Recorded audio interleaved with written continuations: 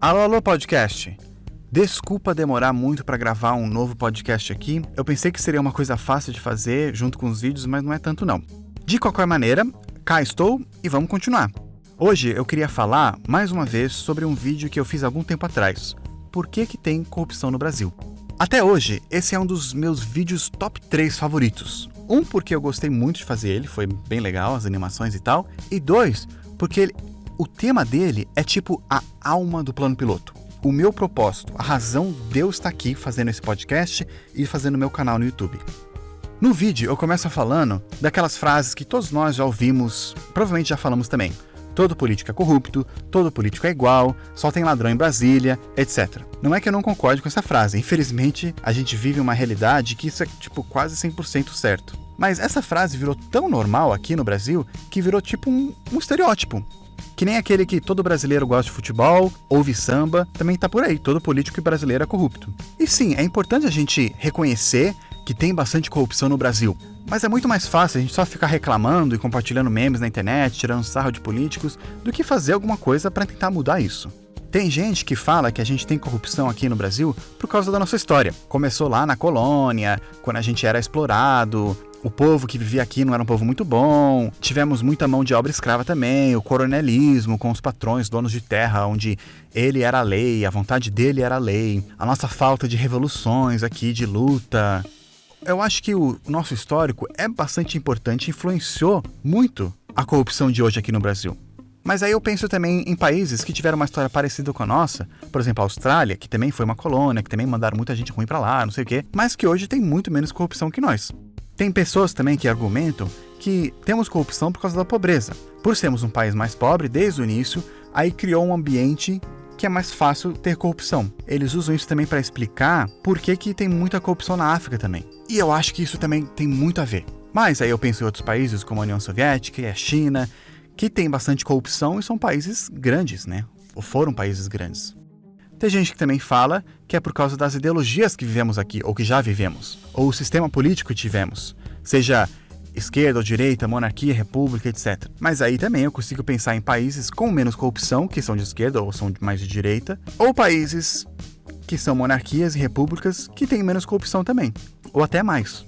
Também teve aquele vídeo da deputada estadual Cidinha Campos, que viralizou numa época aí. No vídeo ela tá na Assembleia Legislativa do Estado do Rio de Janeiro e ela gritou, começou a gritar com todo mundo, falando que todo mundo é corrupto, que eles mamam do povo. E ela falou aquela frase que eu nunca esqueci, que a corrupção está no DNA dos brasileiros. Acabou a discussão do leite? Ainda não. O que mais tem? Não, Vossa Excelência vai discutir. Não. Eu quero falar dos que mamam. Aí já não está na ordem do dia aqui. O que, senhora? Não entendi. Porque estava falando do leite, eu gosto de falar de quem mama. Não das crianças que têm direito, mas dos marmanjos, safados, sem vergonhas, cafajestes, que infestam a política nacional e infestam essa casa. Eu subi pela escada feito uma doida para falar no primeiro horário, depois que eu vi o depoimento do deputado Nader se lançando candidato ao Tribunal de Contas do Estado. O que é isso? Eu vejo aqui nessa casa o cinismo dos ladrões. Vi ontem dessa tribuna um deputado falar em moral, bons costumes, quando o pai dele está preso, o tio está preso e ele é a laranja dos dois. Roubando o quê? Vacina e remédio de criança. Como é que é isso? É um feudo Tribunal de Contas? Ou é um pasto? O pai é ladrão. Denunciado na CPI, enquadrado por corrupção. O filho está no mesmo inquérito da polícia, aberto pela Polícia Federal, na Operação Pasárgada, enquadrado em... Agora não estou falando do pai, que já saiu na compulsória. Estou falando do filho que quer entrar no rabo do pai. Ele não sabe que para ser conselheiro do Tribunal de Contas tem que ter notório saber e reputação ilibada, corrupção passiva, advocacia administrativa, formação de quadrilha. E ele vem com um cinismo aqui e se lance do vão da ponte Rio-Niterói. É o único lugar que ele merece. O TCE de hoje merece. Que sai um canalha e entra outro. Não vão notar sequer a diferença. A corrupção nesse país está no DNA. Não está mais aqui, na justiça, onde no Ministério Público, está no DNA das pessoas. Elas riem, elas brincam, eu vejo todo mundo gargalhando neste plenário. Quanto mais ladrão, mais querido. Eu acho que tudo isso que eu comentei tem bastante influência mesmo na nossa corrupção aqui. Os nossos costumes também facilitam a corrupção. Eu já falei isso naquele vídeo sobre vícios brasileiros. Mas tem uma coisa que eu acredito que meio que resume tudo isso, que é o ciclo da corrupção. Antes de falar sobre esse ciclo, como é que a gente mede a corrupção de um país? Como é que a gente sabe, esse é mais corrupto que aquele? Como que a gente sabe disso? Parece uma coisa fácil, mas não é tanto não. Porque tem países que escondem bem isso, então não tem como descobrir se ele é muito ou pouco corrupto. Isso faz me lembrar da época da ditadura aqui no Brasil, ou mais antigamente também, quando o pessoal fala que naquela época não tinha tanta corrupção como hoje. Naquela época não tinha WhatsApp, não tinha Facebook, YouTube, smartphone, celular, internet, computador até. Então é claro que parece que teve menos corrupção, porque não tinha tanta informação, não tinha como a gente saber que tinha corrupção. Não é só porque teu avô não sabia que tinha corrupção que não tinha. Mas a mídia também não falava muito naquela época. Gente, lembra que também naquela época a mídia era bastante controlada por governo, especialmente durante ditaduras, com a censura e tal. Fora também que se você fosse fazer uma reportagem de algum escândalo mais antigamente, você tinha chances reais de sumir do planeta, de desaparecer. Hoje ainda tem isso, infelizmente, mas é bem menos que antigamente. É só olhar a nossa evolução de liberdade de imprensa que mostra no Freedom House. Então não é que temos mais corrupção hoje, é só que a gente descobre mais, é mais fácil saber. Então, ao mesmo tempo, é difícil a gente saber quanto um país é corrupto. Então como é que a gente faz? Bem, não tem como a gente saber 100%, mas temos como fazer estimativas. Uma das maneiras que a gente pode fazer é usando indicadores institucionais para medir isso. Por exemplo, quão transparente o governo é. Se aquele governo, as regras nas instituições deles lá são feitas de uma maneira que é mais fácil das pessoas saberem que o governo está fazendo, ou seja, ele é mais transparente, então menos chance dele ser corrupto, porque ele está mostrando, dá para ver. Se ele é corrupto, a gente pega e prende e resolve. Se um país esconde mais, dificulta essa transparência, tem muitas regrinhas, muita burocracia que esconde essas coisas, as informações do que o governo está fazendo e tal, então é provável que ele tenha mais corrupção, porque ele está querendo esconder alguma coisa. Um outro indicador que ajuda a gente a saber quão corrupto é um país é a liberdade da imprensa. Aquele país, os repórteres conseguem trabalhar mais livres? Sem ameaças, sem chantagens, ou não tem censura? Se é mais livre, então é provável que o país é menos corrupto, porque senão, se fosse, os repórteres mostram, eles conseguem descobrir. Se tem bastante controle da mídia, ou tem aquele medo, de chantagem, de ameaças, então é provável que o país seja mais corrupto. Tem uma organização que eles trabalham com isso, eles avaliam países e avaliam a sua corrupção, que se chama Transparência Internacional. Eles fazem pesquisas na população, lá perguntando para eles o que as pessoas veem, cada vez eles fazem uma coisa diferente. E aí eles dão uma nota, de 0 sendo um país muito corrupto, a 100 sendo um país não corrupto. O Brasil em 2019 ficou com 35, uma nota bem baixa, bem longe do 100 e perto do 0. Mas enfim, o ciclo da corrupção que a gente tem aqui no Brasil, o que é isso? É um pouco difícil explicar sem mostrar aqueles desenhos que eu uso nos meus vídeos. Mas basicamente é assim, é um ciclo vicioso que a gente está preso aqui no Brasil. E tudo começa com a gente. No topo do ciclo, então, está eu, você, teu vizinho, os brasileiros. A maioria dos brasileiros não gosta de política. Acha que todo mundo rouba, que não tem jeito, que a gente está condenado a viver assim para sempre. E além do mais, a política também, aqui no Brasil, dá uma impressão que é um assunto difícil. É só você ver os políticos falarem. Eles gostam de usar palavras difíceis. Também, se você for ver posts na internet de pessoas discutindo, nossa, tem comentários que parecem uma competição de quem consegue usar palavras mais difíceis e ganha a discussão quem aparenta ser o mais inteligente. Ou mesmo que o argumento não tenha feito muito sentido. Mas tudo bem, ele usou 10 palavras difíceis, que eu não sei o que significa, então ele deve estar certo. Até quando as pessoas vêm falar comigo aqui no canal, muitos só faltam me chamar de Vossa Excelência. Aí eu acho engraçado. Então esse fato de política aparentar ser um assunto difícil e também de ter bastante corrupção no Brasil, ele desanima grande parte dos brasileiros, que aí eles começam a achar que não é um assunto para eles, aí eles não ligam, continuam suas vidas normais. Afinal, sempre foi assim. Uma época era um ditador, outra época era outro ditador, teve um golpe, teve outro golpe, sai e entra o cara, e o brasileiro continua com sua vidinha, tentando sobreviver. Esse é o primeiro passo do ciclo da corrupção, o brasileiro não ligando para a política.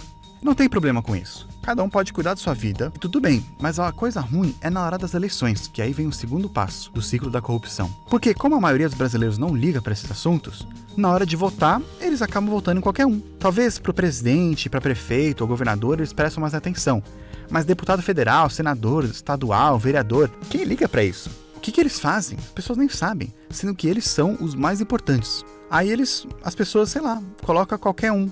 Coloca aquele que viu mais no comercial, que achou o comercial engraçado, ou aquele que achou bonito, ou achou bonita, aquele que fala bonito, ou aquele que é do mesmo partido do presidente, ou do governador, ou do prefeito que você está votando. Dane-se o que aquele candidato pensa. Ou aquele que queimou o outro naquele debate, ou que é mais engraçado, etc. Então percebe o que acontece? Qualquer pessoa começa a ser eleita. O pior é que os corruptos sabem disso, e eles adoram.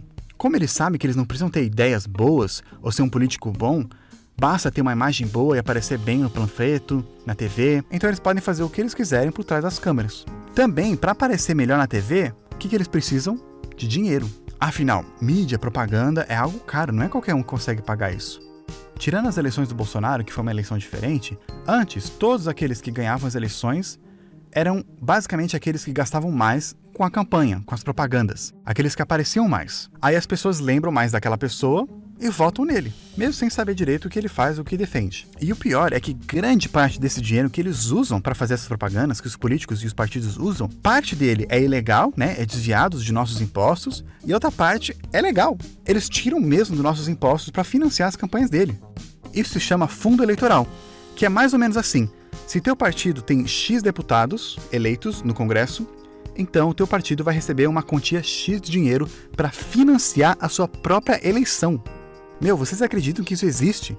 Ou seja, o dinheiro que você paga em impostos, né? Você trabalhou, suou e paga o imposto lá, esse dinheiro é usado para garantir que quem está lá no poder continue lá, seja quem for. Quanto mais políticos eleitos um partido tem no Congresso, mais dinheiro ele vai ganhar desse fundo. E aí, com isso, ele consegue fazer uma campanha melhor e consegue se manter lá.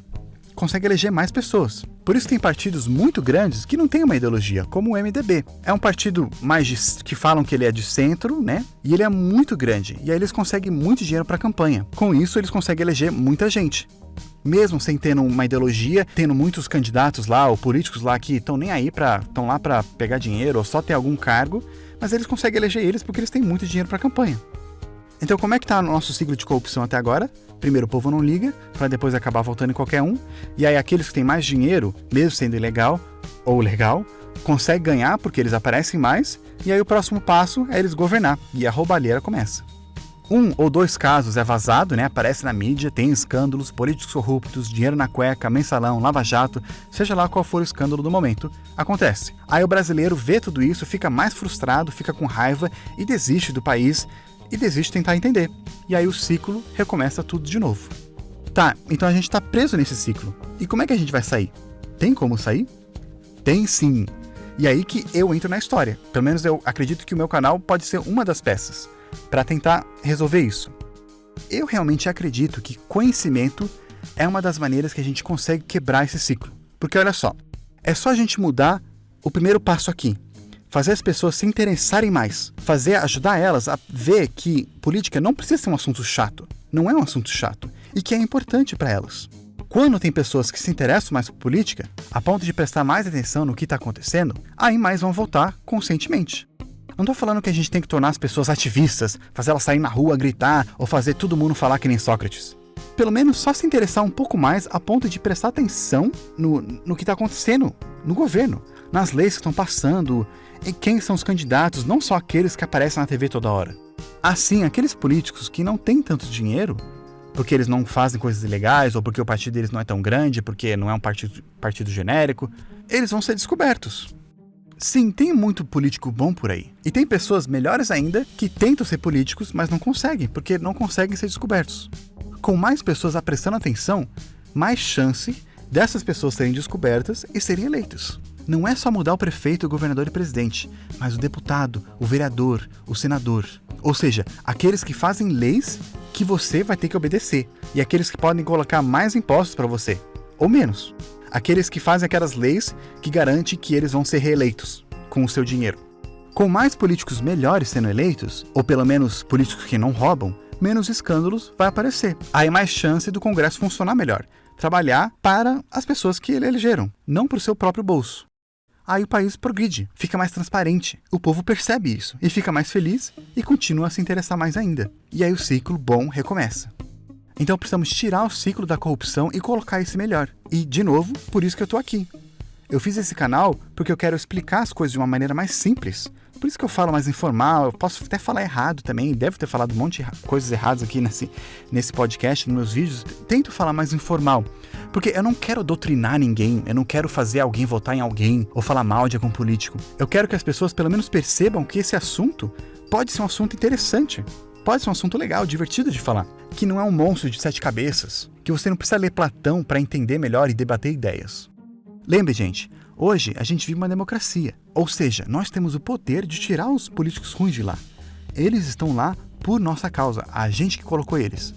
É só não colocar mais. Sim, eu sei, essa mudança demora. Para ensinar muitas pessoas a fazer, muitas pessoas ficarem interessadas e para mudar os políticos também, mas não é impossível.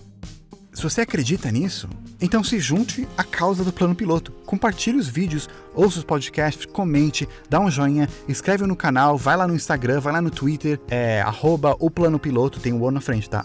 @oplanopiloto, vai lá. Isso já ajuda bastante a fazer mais pessoas descobrirem o canal e possivelmente se interessarem mais pelo assunto. E enquanto isso, eu vou deixar vocês pensando nisso. Um forte abraço para todos e nos vemos no próximo podcast ou no próximo vídeo.